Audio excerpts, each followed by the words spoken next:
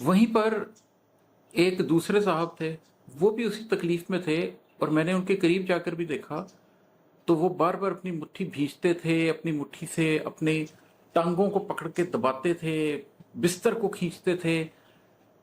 चेहरे पे उनके गर्व था, लेकिन वो हर 1 या 2 मिनट के बाद बहुत ऊंची आवाज में उनके मुंह से आवाज निकलती थी, अल्लाह। उसके बाद फिर खामोशी छा जाती थी।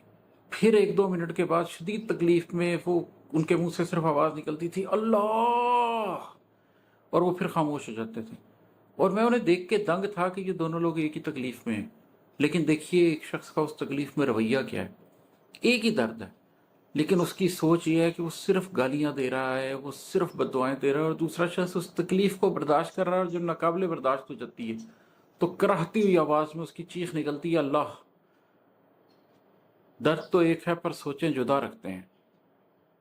आज सब अपने रवैयों से दिखाएंगे तुम्हें।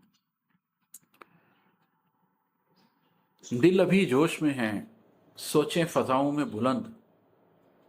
दिल अभी जोश में है, सोचें फजाओं में बुलंद। जब ज़मीं बोस हुए खुद ही बुलाएंगे तुम्हें।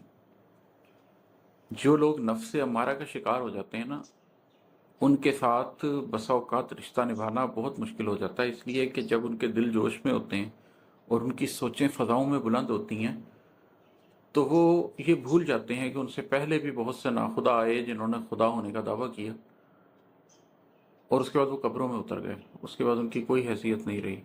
Power corrupts and absolute power corrupts absolutely. ताकत आती है तो लोगों को बहुत जोश पैदा हो जाता है, वो उनकी सोचें बहुत फ़ज़ाओं में बुलंद होने लग जाती हैं, और वो समझते हैं कि हम उड़ सकते हैं, बाकी लोग तो ज़मीन पे रेंगते हुए कीड़े हैं। लेकिन जब वो लोग ज़मीन पोस होते हैं, फिर उन्हें याद आता है, फिर वो आवाज़ भी देते हैं, फिर वो बुलाते भी हैं, फिर वो नफ्स अम्मारा ने जैसे उनको उठाया होता है वैसे ही उनको गिरा भी देता है।